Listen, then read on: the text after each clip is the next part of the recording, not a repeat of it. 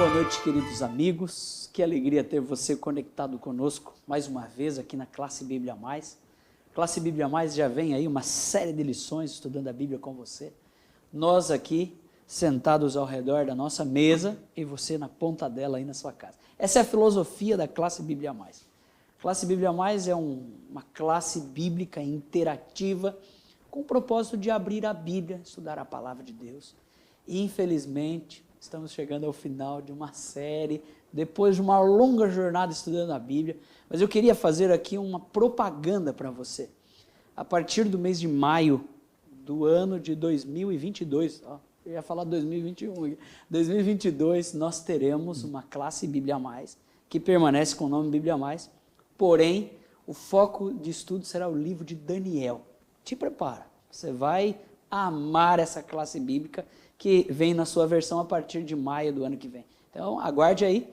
Bíblia Mais, ela tem trazido para você, ao longo desses estudos, conhecimento da palavra de Deus. E eu queria lembrar você, meu amado irmão, que é um assíduo telespectador da nossa classe bíblica, que você pode interagir conosco. Você pode enviar um comentário para o chat do Facebook, para o chat do YouTube, onde você assiste, ok? E além disso, você pode ver que agora aparece um número de WhatsApp aí na sua tela. Para esse número você vai enviar uma mensagem e o teu comentário, ou quem sabe a sua pergunta virá aqui para a nossa mesa e você obterá a resposta. Essa é uma classe que envolve todos nós, viu? Que bênção você estar conosco aí mais uma vez. O tema de hoje tem que ver sobre os princípios da vida cristã. E nós temos aqui o privilégio de receber o Douglas. Ele é um produtor musical, é um maestro, é um homem de múltiplos talentos e um servo de Deus, ancião aqui da nossa igreja. Amém. Ele estava na minha lista aqui para chamar. Agradeço ao senhor pela aceitação. Obrigado. O senhor pode cumprimentar os nossos amigos de casa, irmão Douglas? Boa noite a você que nos assiste. Essa é a minha primeira vez aqui, mas é um prazer estar com vocês. Você que está nos assistindo, estudando a Bíblia junto conosco. São princípios da palavra de Deus, lições a serem aprendidas. Se tem um lugar, se tem uma fonte de conhecimento que você pode acreditar, que você pode confiar, essa é a palavra de Deus. Deus abençoe você e nos acompanhe nesse estudo de hoje e que você encontre nessas palavras aquilo que você busca e que o que você busca seja a salvação em Cristo Jesus. Amém, que benção, hein? Você viu que a voz aqui é de locutor, né, possante. E à minha esquerda de vocês, o nosso querido irmão João Polizelli, primeiro ancião dessa igreja do Bom Clima, junto aqui o irmão Douglas no Ministério dos Anciãos, né? João, e aí? Tudo tranquilo? Tudo tranquilo, certo? Pastor. Boa noite, Douglas, pastor, os queridos ouvintes. Só lembrando que o Douglas não esteve anteriormente aqui porque a circunstância da vida não permitiu que ele viesse, mas ele já havia sido convidado também, uma pessoa que tem as suas atividades, ele não pôde estar aqui com a gente. Mas Deus abençoe, como o Douglas disse, aqui a gente estuda a Bíblia. Nada além da Bíblia, é o ensino de Deus para nós. Tá? Legal. Sabe, e queridos irmãos, uma vez, quero começar com essa história aqui. Eu estava em um culto de uma das igrejas. Nós morávamos num sítio e tinha um daqueles que trabalhava, meu pai ele era o administrador ali daquela fazenda e nós tínhamos um colaborador ali que trabalhava e ele era de uma determinada igreja e foram ali para essa casa algumas pessoas para fazer um culto. Eu me lembro no domingo à tarde. E eu venho de uma origem católica, já disse para vocês, os amigos aqui que nos conhecem. Eu fui convidado para esse culto. Eu lembro o nome desse irmão Paulo. Irmão Paulo e irmã Maria. Né? E nós sentamos ali na área daquela fazenda, os irmãos chegaram animados, motivados, tinha bateria, tinha violão, tinha tudo. E algo me chamava a atenção naquelas pessoas. Elas estavam muito bem trajadas, né? O cabelo comprido, uma roupa bonita. Eu fiquei olhando e eu vi que havia um padrão, né? Padrão das pessoas. Sempre quando a gente estuda sobre o princípio da vida cristã, a nossa relação é com o visual, aquilo que a gente enxerga. Né? E você já deve ter visto por aí, amigo, assim como eu vi nesse culto lá da fazenda, que as pessoas do mundo, elas buscam padrões. Interessante, uma vez eu estava estudando a Bíblia com uma pessoa, irmão João, e a pessoa disse assim, olha, pastor, amanhã eu vou na sua igreja e eu vou de saia, era uma moça, né, uma senhora, eu vou de saia, viu? Eu vou tirar os brincos. Interessante que quando a gente para pensar no princípio da vida cristã, As pessoas têm um senso aí fora, né? Sim. Do que é igreja, do que não é, como ir, como se comportar. E, irmão Douglas, quanto isso é importante hoje, né? Exatamente. Na verdade, quando se fala de princípio da vida cristã, princípio envolve uma palavra simples, que é o relacionamento. E o relacionamento estabelece padrão. Legal. Não é assim? Por exemplo, veja, a forma como o lugar onde eu trabalho diz como eu devo me vestir. Verdade? Uma festa onde eu vou, o tema da festa diz como eu devo me portar. Então, os relacionamentos estabelecidos entre você e outra pessoa, entre você e família, entre você e Deus, estabelece um padrão. E o padrão de Deus é sempre um padrão elevado. É sempre querendo colocar você para mais próximo do Criador, para mais perto dele. Elevar um padrão é uma das características do relacionamento com Deus. Que legal, hein? E agora a gente entende muito bem que isso tudo cria um ambiente no coração do adorador, né? Exato. E ele já, eu não vou usar uma expressão aqui para o amigo de casa entender, ele se molda segundo esse padrão. E João, a gente sabe que esse padrão começa com oração, né? O cristão, ele, dentro desses princípios elementares, vou usar essa expressão aqui, está esse essencial aqui que Colossenses 4, verso 2 diz, né? Que tem que ver com oração.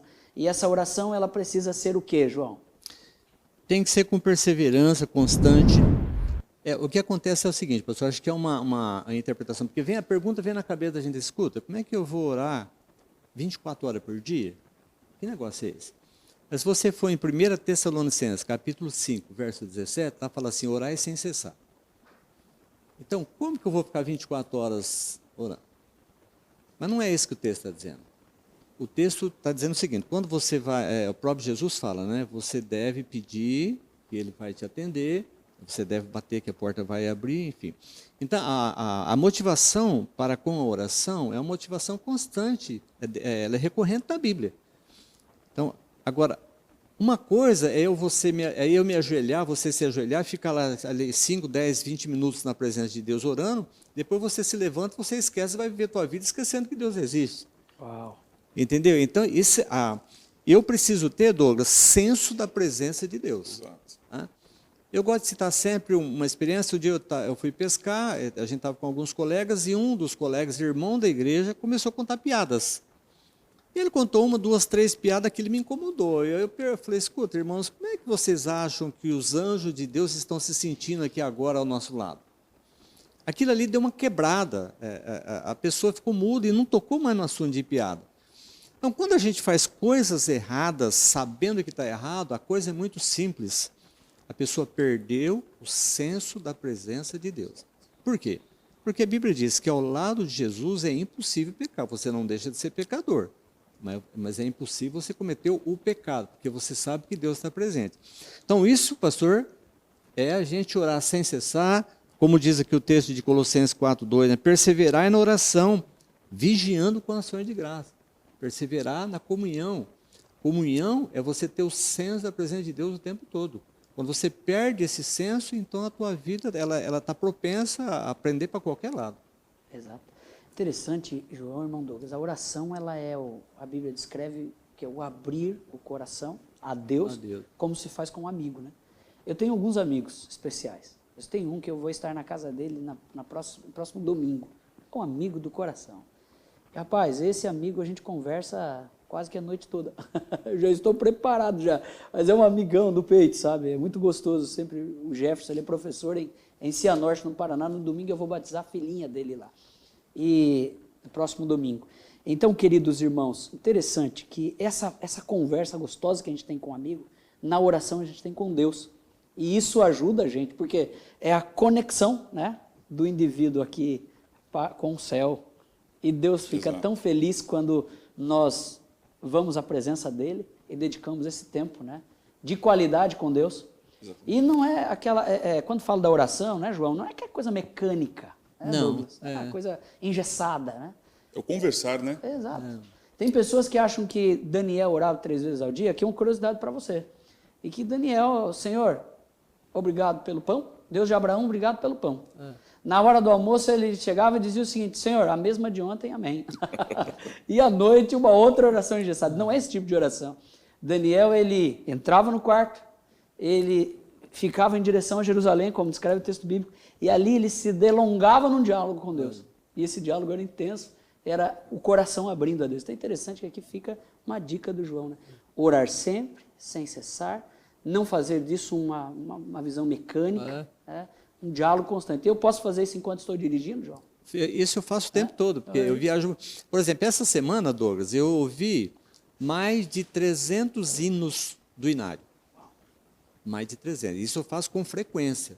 São 650 e algumas coisas, com né? frequência. Então, tem viagem que eu consigo rodar, porque são vários dias viajando, né? Vou e volto. Mas eu tenho ali o meu pendrive, então tem todos os inários. Quando eu canso daqueles ali, eu tenho outros, porque a mente cansa, eu ponho outros. Então, é comunhão com Deus, não é você estar o tempo todo ali, né? Igual um anjinho, porque tem gente que vende uma ideia satânica, inclusive. Eu vi, tinha uma alusão lá em cima, num banner lá, e tinha 2 anjinhos em cima de uma nuvem, sentado ali, sem ter o que fazer. Então, a ideia do ociosos. Diabo. Ociosos. É a ideia do diabo. Então, a gente é cristão, nós somos seres humanos, a gente precisa estar ativo. Mas a tua atividade não pode te separar de Deus. Isso é orar sem cessar. Se a tua atividade te separa de Deus, está errado. Alguma coisa está errada, você tem que mudar.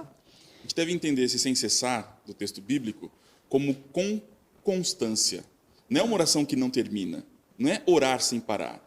É orar constantemente. Orar hoje, orar amanhã, orar depois, orar de manhã, orar de noite, orar à tarde. Não é uma oração que não termina. É o hábito de orar que não cessa. Sempre. Que não termina. Sempre. Ô Douglas, só que além da oração, eu vou ler aqui um texto, você vai nos ajudar a entender isso aqui, porque é o segundo ponto nesse ciclo que a gente está percorrendo, né? Então, oração. Segundo, olha aí, amigo de casa, abra comigo, por favor, em João, Evangelho de João, capítulo 5, verso 39. Diz assim, ó: examinai as Escrituras, porque julgais ter nela a vida eterna, e são elas mesmas, agora te segura aí, olha que legal esse ponto aqui, ó. E são elas mesmas que testificam de mim. Então Jesus ele faz uma conexão, né, de si com a Bíblia, e aqui fica o ser humano no meio. E Deus espera que o ser humano leia a Bíblia. Ó, você está sendo bem-aventurado, você está estudando conosco, já é a 24ª lição. Né? Esse examinar as Escrituras, Douglas, qual que é a intenção de Deus nessa fala aí? Veja, a oração é eu falando com Deus. Só que aí não é diálogo. É um monólogo, eu estou falando. Quando eu leio a Bíblia, agora é o diálogo. Deus falando comigo. Legal. E aí se estabelece uma relação. Quando eu oro, eu falo com Deus. Eu leio, Deus fala comigo. A gente vê muitas pessoas dizendo assim, mas eu oro e Deus não fala comigo. Abre a Bíblia, Ele vai falar. Quando a Bíblia é aberta, Deus está falando. Então, a importância do examinar as Escrituras é Jesus dizendo, quer me encontrar? Lê a Bíblia. Legal. Ou seja, tem um ambiente para você, está aqui. Tá. Exatamente. E hoje todo mundo tem acesso à Bíblia, né? Todos têm isso. Bíblia no celular, Bíblia no iPad, no computador, né? Pastor, tem uma questão, o Douglas, pastor, tem uma questão de um grau de complexidade em relação, por exemplo, ao santuário, na questão da oração. Jesus é o nosso intercessor. Vou citar um texto aqui, por exemplo, Atos 4:12, 1 João 2:1, 1 João, enfim. Então, ele é o nosso intercessor. Se eu não oro, porque alguém pode fazer, eu não preciso orar, Deus já sabe das minhas necessidades. Só que tem um detalhe. Quando eu oro, para começar, eu estou me posicionando do lado que eu estou. Segundo ponto, quando eu peço para Deus em nome de Jesus, Satanás não pode falar para Deus, ele não está pedindo, por que você está abençoando ele? Tem um grau de complexidade. Quando eu oro, é como se eu estivesse autorizando Deus a agir em meu favor. E Satanás não pode se contrapor. Por isso eu preciso orar. Legal, hein? O texto, eu não me lembro, é 2 Crônicas 20:20, né? Se 20, meu 20. povo, que se chama pelo meu nome, com fé e orar, eu ouvirei as suas preces. Né? Tá interessante. É isso mesmo? É 2 Crônicas 20:20? 20:20. Tá certo. Rapaz, eu sou ruim de texto, mas milagre acertar isso aí. E é interessante lembrar, pastor, quando a gente faz uma viagem qualquer, vai daqui para ali, ou mesmo atrasa para chegar em casa, a gente já pega o telefone, manda um recado para o filho, para a esposa, a gente mantém contato. O examinar as Escrituras é manter contato. Legal. É ler hoje, é ler de noite, é ler amanhã, é manter o relacionamento aberto. Você orando e falando, você lendo, Deus falando. A conversa se torna constante. e não falta assunto. Quantas vezes a gente já viu a pessoa dizendo, cada vez que eu leio a Bíblia, eu aprendo algo diferente. Cada vez que eu leio, eu descubro algo novo. É porque na palavra de Deus é uma fonte inesgotável de conhecimento. Exato. Não existe uma só questão da vida para a qual a gente não encontre resposta na palavra de Deus. Que legal. Então, para depressão, está aqui. Para dor, está aqui. Para medo, está aqui dentro. Insegurança, está aqui. E Deus tem sempre algo a dizer. A questão é, nós temos tempo para ouvir? Pergunta crucial, Esse é o hein? ponto. É? É a questão da renovação, né? É impressionante como que você pega o mesmo texto bíblico, mesmo texto, você lê ele hoje, lê amanhã, lê depois, cada vez que você lê, amplia. É um negócio assim, Exato. impressionante. Legal, hein? Agora, amigos, eu vou entrar num detalhe aqui. Então, vamos lá. Oração é estilo de vida do cristão, viu, amigo de casa? É oração, estudo da Bíblia, você já entendeu, examinar as Escrituras. É interessante que quando nós examinamos as Escrituras, não é ler a Bíblia, né? Como muitos fazem por aí, né? A gente pega da Bíblia e faz leitura, tem episódios que faz leitura dinâmica, ele lê correndo para falar que leu a Bíblia em uma semana, um mês, e tem outros que abrem a Bíblia onde apareceu, leu, né? Exato. Pesca um texto bíblico, né? Exatamente. Joga o anzol onde bater, Fica aí. bateu. Eu conheço um pregador aí fora e eu sou apaixonado por pregação bíblica. Esse é meu hobby. Eu constantemente estou ouvindo pregação. Eu amo essa área de pregação. E eu estava ouvindo um pregador. Esse cara, ele é muito bom.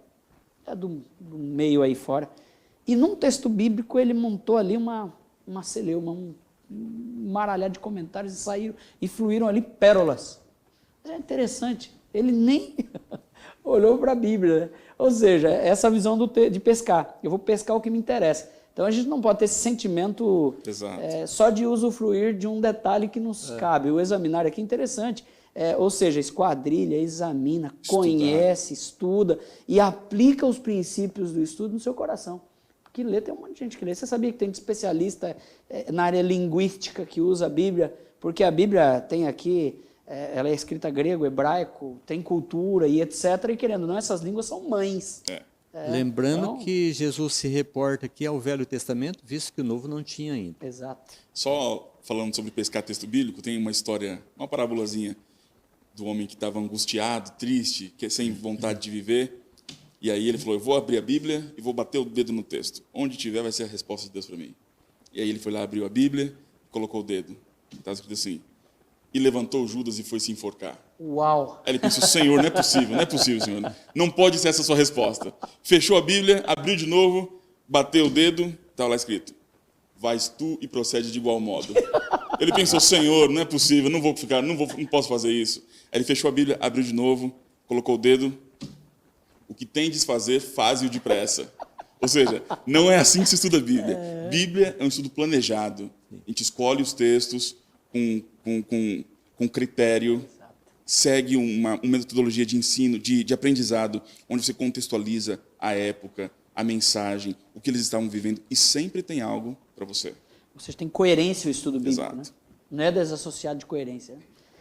Um outro ponto aqui, agora o João vai nos ajudar a entender esse texto. Eu vou ler Hebreus, amigo de casa, capítulo 10, verso 25. Olha que legal. Diz assim, ó, não deixemos de congregar-nos, como é costume de alguns. Antes façamos admoestações, e tanto mais quanto vedes o dia se aproxima. Então, João, aqui no texto bíblico de Hebreus 10, existe uma ênfase, né? Um reforço de que o cristão tem que ir para a igreja, tem que gostar de estar na igreja, nas reuniões da igreja, né? E isso é importante para a vida do cristão, João? Pastor, a igreja é de origem divina. Legal. É de origem divina. Se fosse de origem humana, a gente pode até questionar, mas é de origem divina. Então eu preciso ir à igreja. Outra coisa, uma ilustração. O tição fora do fogo, ele apaga. A gente já viveu em casa que tinha fogão a lenha. Quando sobrava aqueles gravetos ali, para não ficar queimando, o que a gente fazia? Puxava ele fora.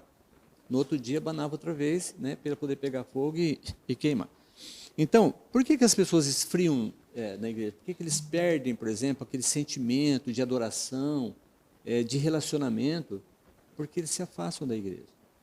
Então, a igreja é um local onde você tem um convívio social, nós somos seres sociais, precisamos da sociabilidade e precisamos da adoração. Então, a igreja é um local onde eu venho, eu aprendo, eu me relaciono com as pessoas, eu cresço, eu me envolvo, eu estou envolvido na pregação, eu estou envolvido no testemunho, enfim, eu preciso vir à igreja. E Paulo, que é o possível escritor de Hebreus, ele termina o verso assim, principalmente quando vedes que o dia se aproxima. Ou seja, se quase 2000 anos atrás isso era necessário, e hoje? Ô, louco, meu Deus. Um termo muito usado no nosso tempo é o termo desigrejados.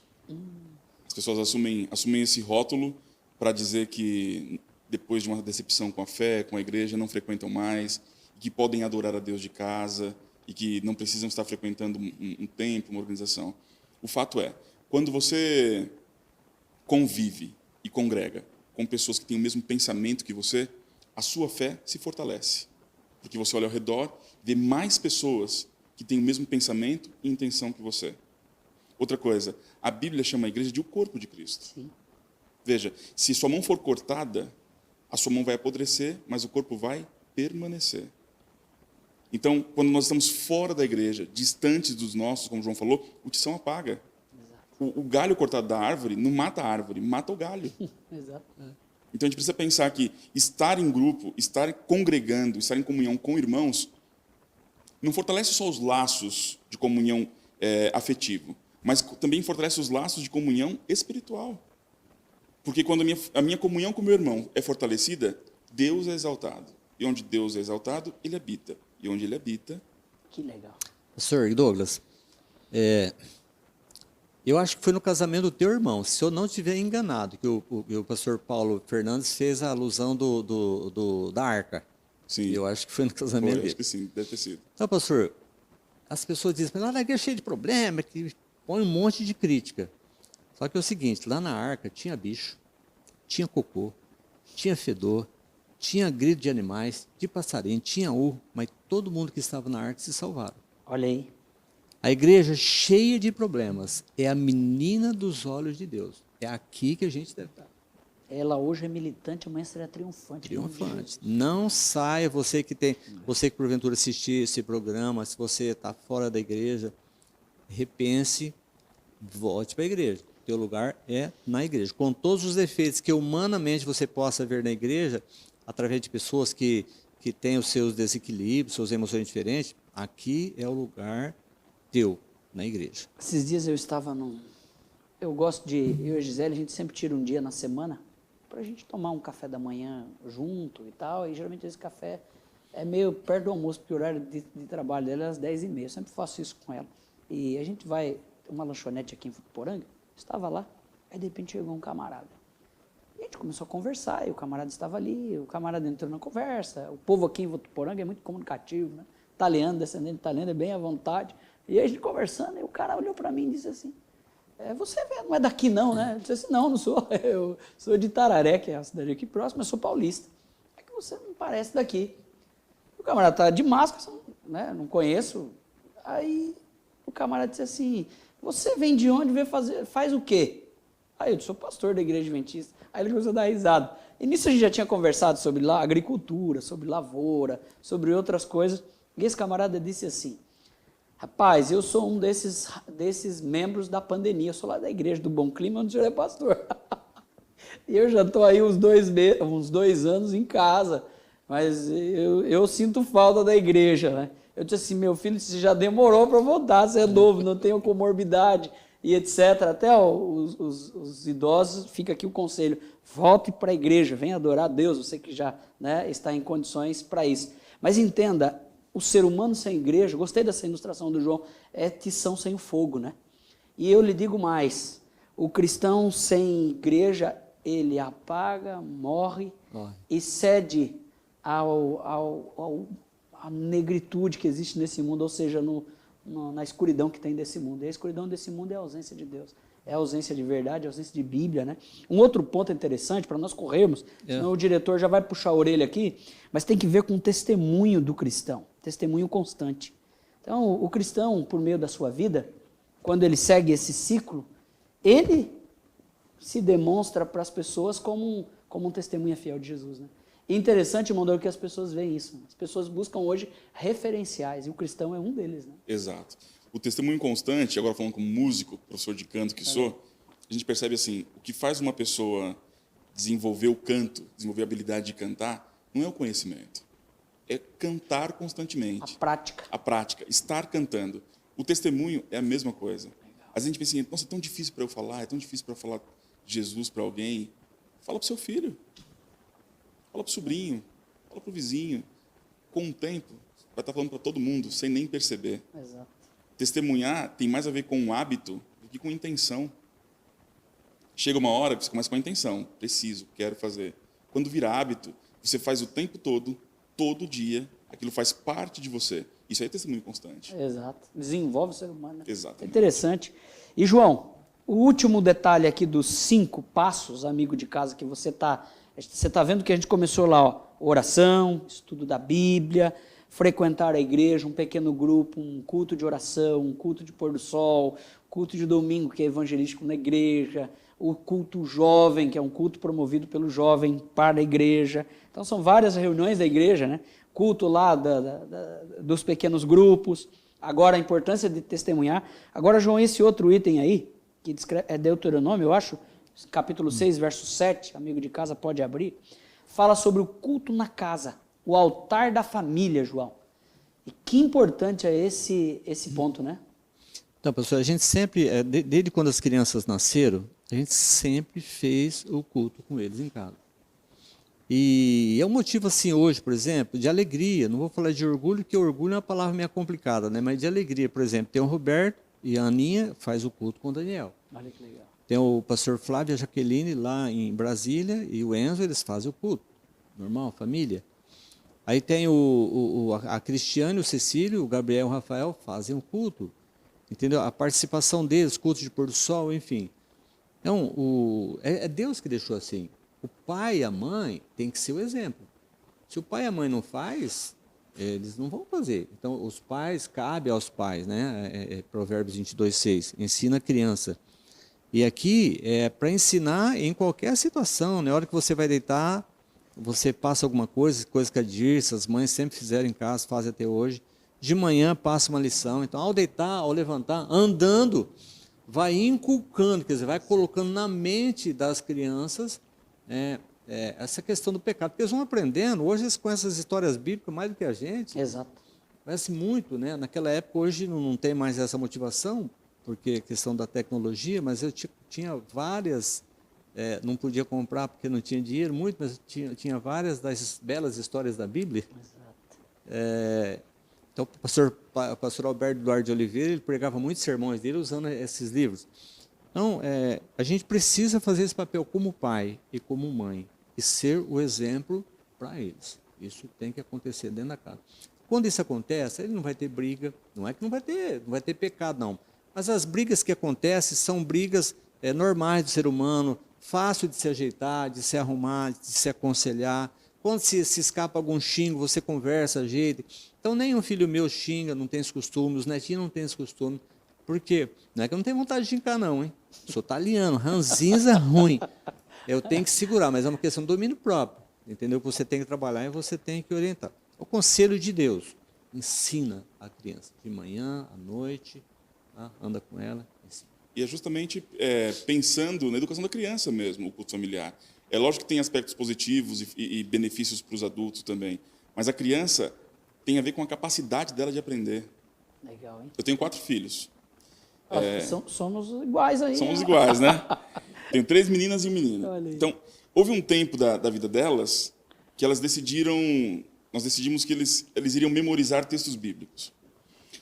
Houve uma época que as minhas filhas mais velhas eram capazes de recitar de cor o livro inteiro de 1 João, o livro inteiro de Judas.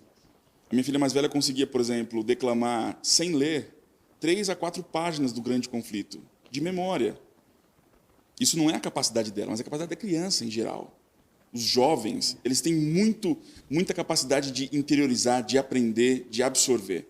Se a gente não gasta tempo para fazer isso em família, esse espaço que o evangelho não vai ocupar, outra coisa vai ocupar. Com certeza. E aí é que está o problema.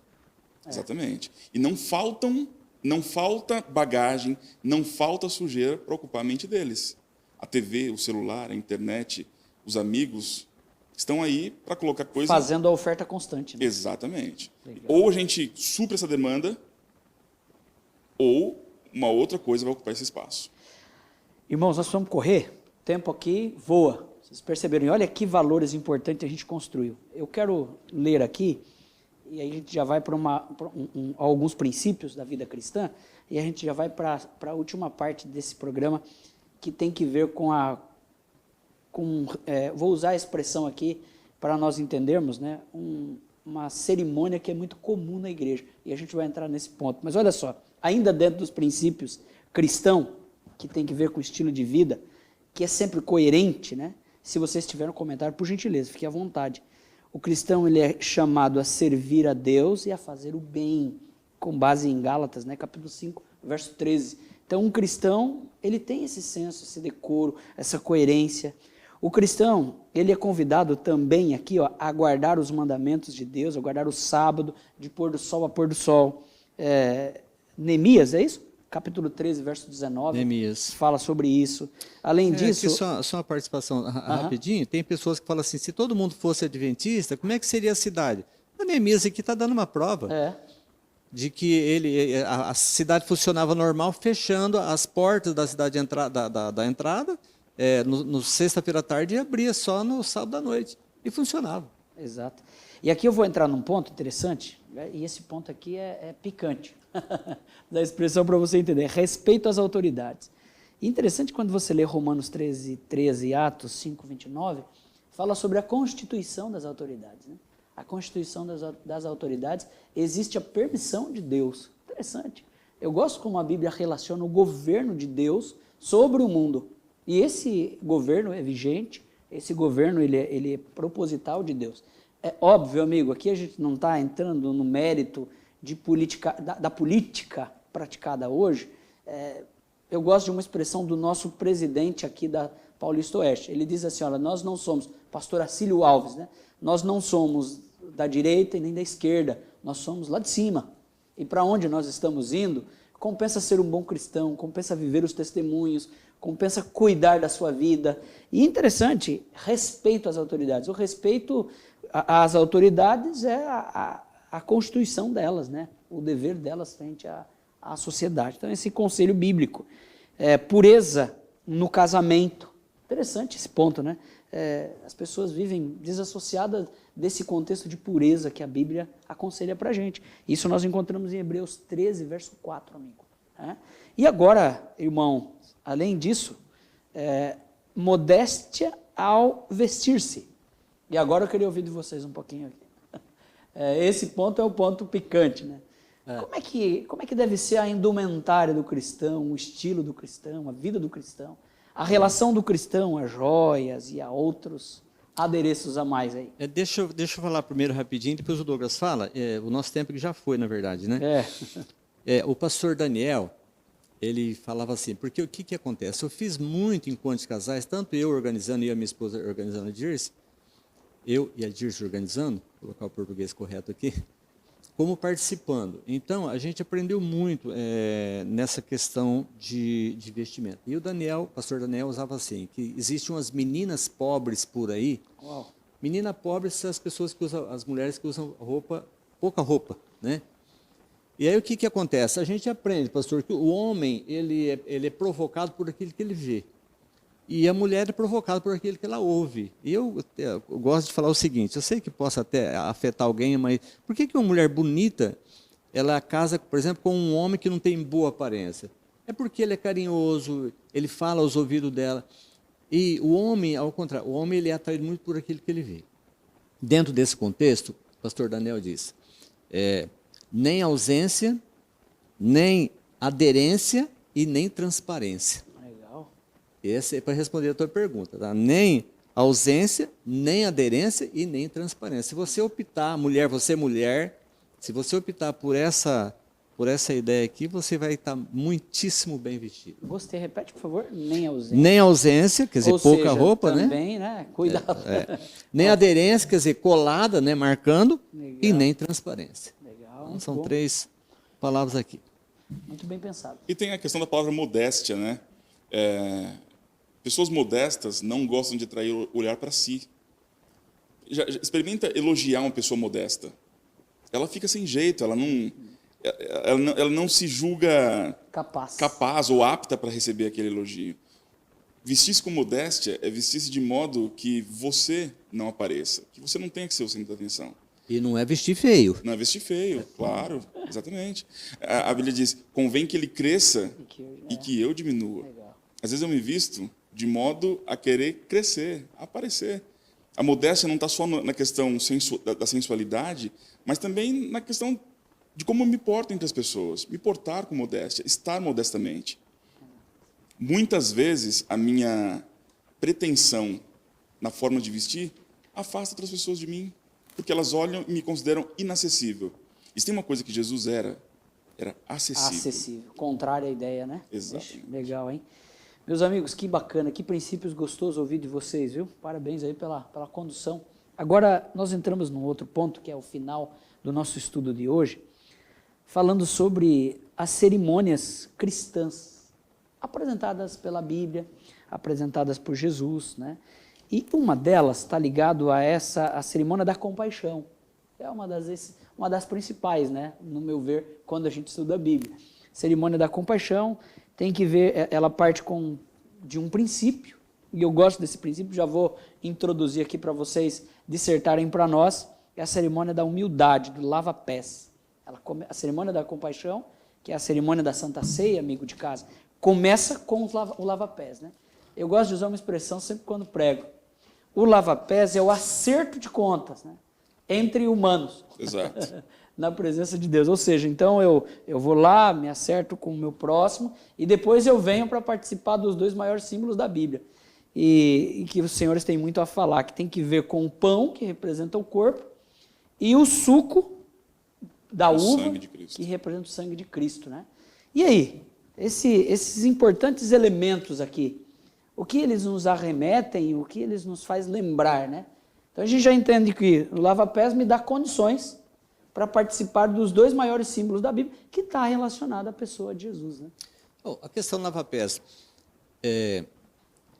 quando Jesus faz ali a cerimônia, realiza a cerimônia, primeira coisa, aquilo ali não aconteceu por acaso, ele manda alguém na frente para preparar. Então, tudo devidamente programado. Quando vai acontecer ali a cerimônia, está ali a bacia, está a toalha, mas é impressionante que os discípulos, nenhum deles tomou a iniciativa. Qual foi o motivo pelo qual nenhum deles tomou a iniciativa? Acontece que alguns momentos antes, eles vinham, os discípulos, e vinham discutindo entre si, e Jesus adianta, e eles atrasam, é claro, e depois Jesus para e eles chegam, e Jesus fala assim, escuta, sobre o que vocês vinham discorrendo lá atrás? O texto diz, e eles calaram. E aí depois o texto explica, porque eles estavam discutindo quem seria o maior no reino. Exato. Aí tem a cerimônia do lava-pés. Na cerimônia do lava-pés, nenhum deles tomou a dianteira. E aí Jesus falou assim, aquele que quiser ser o maior entre vocês, deve ser aquele primeiro que serve. Então, essa colocação que Jesus faz, baseado naquele que era costume da época, quando chegava um estrangeiro numa casa, era comum ali ter um servo que se adiantasse e lavava os pés. Pessoa mais humilde. Ali era um escravo, alguém. Então Jesus ensina essa lição. A gente precisa ser humilde. Legal, hein? Humildade é um negócio que você tem que desenvolver. É igual amor, né? O amor você precisa desenvolver. Humildade você tem que desenvolver. E é um processo, né? É um processo. O lava-pés, existe um princípio do saldo no lava-pé. O sábado equaliza todos os seres humanos. Exato. Ricos e pobres, negros e brancos, escravos e livres, todos devem parar no sábado para adorar o Criador. Isso nos torna iguais. A cerimônia do lava-pés também nos torna iguais. Eu lavo o pé de alguém e alguém vai lavar o meu. Quando termina a cerimônia, somos todos iguais diante de Deus. Estamos todos prontos para receber a mesma comunhão. Legal, hein? Bacana. E esses 2 símbolos, o irmão Douglas e o irmão João, o pão, que representa aqui o corpo de Jesus, né? Ele não é um pão, eu vou falar algo aqui para vocês vão até achar engraçado, o amigo de casa aqui também. Uma vez eu fui numa Santa Ceia, e havia uma igreja grande, eu havia feito uma palestra nessa igreja, e, rapaz, havia ceia naquele dia, e o pastor assumiu todo o processo, e eu me lembro que havia as bandejas normais, o cálice ali, e o pão que estava sobre a bandeja, irmão Douglas, era o pão francês, o filãozinho, né? A gente sabe que o pão bíblico aqui era o pão asmo, o pão sem fermento. Né? Agora, isso tem uma explicação, o porquê que o pão devia ser, né? Quando se fala de simbologia, a gente tem que escolher. Ou nós adotamos os símbolos, ou não adotamos. A gente não pode ser seletivo. Ah, esse símbolo serve, esse símbolo não serve. Veja, quando a Bíblia diz que o azeite é símbolo do Espírito Santo, nós aceitamos, não aceitamos? Exato. E usamos o azeite para ungir, esse tipo de coisa. O fermento, e o João vai falar sobre isso, é um símbolo na Bíblia do pecado. Então, veja, o suco de uva que você toma na Santa Ceia não tem álcool, não é fermentado. Então, você adotou esse símbolo. Por que não adotar o do pão também? Se o fermento é símbolo do pecado, adotemos toda a simbologia. Deixemos de fora o fermento do pão e o fermento do vinho, que simboliza o pecado que habitava dentro da casa do hebreu. Que legal, hein? Então, às vezes a gente vê por aí as pessoas comendo um pão diferente. A gente crê na sinceridade das pessoas, crê na boa vontade, crê que elas estão buscando a comunhão com Deus. Mas quando se fala de símbolos, nós temos que ser abrangentes. E existe um princípio verdadeiro a ser observado, exatamente, né? Na prática. Exatamente. Ou seja, Deus pede para você fazer assim.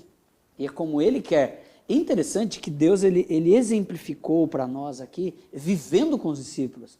Então não é você fazendo aí, não, vamos usar o pão aqui, filãozinho, francês, o casca. Se fosse não parar, seria o careca. É o princípio da oferta de Caim. Exato. Né? Entrega a Deus não só o que Deus pediu, mas como Ele pediu. Que legal. Ô João, um detalhe que você fez um comentário aqui muito bacana, que eu creio que cabe aqui. Algo acontecia ali no período do Êxodo, né? Sim. Como é que era essa questão? Eu queria que você ajudasse a gente aqui em relação ao fermento. Eu vou ler aqui em Deuteronômio 16, o verso 1, 2, 3 e 4. Veja bem a importância disso aqui. Guarda o mês de Abibe e celebra a Páscoa do Senhor, teu Deus, porque no mês de Abibe o Senhor teu Deus te tirou do Egito de noite. O Douglas já havia comentado isso aqui, a questão ele vai relacionar aqui a questão do fermento. Então sacrificarás como oferta de Páscoa ao Senhor, teu Deus, do rebanho e do gado, no lugar que o Senhor escolheu para ali fazer habitar o seu nome. Verso 3, nela não comerás levedado. Levedado é pão com fermento, ou o levedo, ou o que está fermentado. 7 dias nela comerás pães asmos, pão sem fermento. Pão de aflição, porquanto apressadamente saíste da terra do Egito, para que te lembres todos os dias da tua vida, do dia em que saíste da terra do Egito. Verso 4. Fermento não se achará contigo por 7 dias em todo o teu território. Bom, pastor, na semana da Páscoa, não podia, em hipótese alguma, era a ordem de Deus. Porque o Douglas falou a questão do pão. Ou segue ou não segue? Mas o que acontece? Tem muitas pessoas, por exemplo, cristãs, evangélicas, que vão estar no céu, que vão ser salvas, mas os seus líderes não ensinam. Os seus líderes não ensinam. É por isso que todas as questões de sábado aqui, enfim. Aqui. Então, comem pão com fermento, toma vinho, que é alcoolizado, e ainda também tem a questão da fermentação, é claro. Mas, biblicamente falando, está tudo errado. Está tudo errado. E Jesus está falando assim, fazer isso em memória de mim. Eu preguei aqui um sermão na igreja, algum tempo atrás, a respeito da questão das ceias. Então, tem a ceia lá de Mateus 26, onde Jesus fala assim, fazer isso em memória de mim, até que eu tome um outro dia convosco. Ele vai lá em Apocalipse 19, do verso 9, ali fala da ceia do Cordeiro. É a ceia que Jesus vai realizar agora. Só que agora ali não tem mais a questão da preocupação do sangue derramado, porque ali agora vai ser um presente que ele vai dar para todas as pessoas que foram fiéis, praticaram as coisas que ele ensinou aqui na terra. Então, querido ouvinte, em Santa Ceia não pode haver fermento em hipótese alguma. Ou seguimos a Bíblia, ou não seguimos. E antes que alguém diga, né, pastor, que isso que o João leu está em Deuteronômio, portanto, o Velho Testamento, e é uma prescrição antiga e que Jesus veio estabelecer novas as coisas, é importante lembrar que se você não comemora mais a Páscoa e você chama a sua comemoração de celebração da ceia do Senhor, essa ceia foi instituída e padronizada pelo próprio Jesus. Então, quando você quebra um princípio desse, do pão fermentado ou do suco de uva fermentado, você não está quebrando uma prescrição de Deuteronômio. Está quebrando uma prescrição de algo que o próprio Cristo estabeleceu. Ele falou, quando fazer isso em distribuiu. memória de mim, né? Exato. Existe uma ligação, né, Douglas? Bacana. Amigo de casa, felizmente estamos concluindo nosso estudo. Como o tempo passa rápido, e esse estudo foi muito importante. Tocamos em princípios fundamentais. E pulamos aqui alguma coisa ainda. Exato. Daremos para ficar um bom tempo mais aqui ainda. Mas olha, queridos irmãos, essa cerimônia da humildade foi a última ação de Jesus para com a igreja que ele veio instituir, né? Então, interessante, você aí de casa.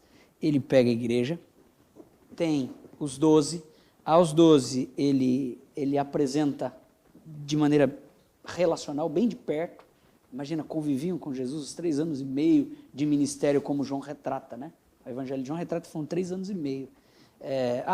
Uma distinção entre outros evangelistas, mas olhando para João, a gente entende que esses 3 anos e meio, eles dormiam, acordavam, caminhavam, pregavam, iam para a igreja, curavam, enfim, todas as ações de Jesus. Um curso de teologia, né? Curso de teologia é teórico prático. E aí depois, olha que interessante, Jesus ele transita aos 70, que são os enviados, e chega a grande multidão por meio da proclamação, pregando. Tá legal, na beira da praia, em cima do monte. Aonde estava Jesus, você vê Jesus com foco. E aqui, quando a gente vê a Santa Ceia, Jesus, ele diminui o foco, traz para os 12, e agora ele apresenta aos 12, amigo de casa, aquilo que haveria de acontecer com ele, por meio dos símbolos. Imagina que coisa. Exatamente. Jesus colocou ali um spoiler, vou usar a linguagem dos jovens de hoje, um spoiler do que aconteceria com ele. E olha, agora para você ver que interessante, Jesus diz assim, convém que Pedro, se liga aí no que eu vou falar para você, Pedrão, convém que você desça aí do seu salto, e Pedro, você aceite o que eu estou dizendo para você, Pedro. Esse é o meu propósito, porque senão, Pedro, você não tem parte comigo. Interessante que essa cerimônia da compaixão, da Santa Ceia, é onde nós estamos com Deus e temos parte com Deus. Esse é o sentido dela, né? E o legal, irmão Douglas e irmão João, que essa cerimônia será feita, oficializada no céu, e é Jesus que será o pastor que coordenará. Apocalipse 19, 9. Olha aí. 7 a 9 ali. Legal. 19, Ligado 7 a à 9. ceia. Essa ceia, irmãos, Deus espera que a gente, hoje, como filhas e filhos dele, reconheça a falta que ele faz no nosso coração, na nossa vida, e que eu e você, como cristãos, possamos viver os princípios. Seguir todos esses conselhos que o irmão Douglas e o irmão João ministraram para nós aqui.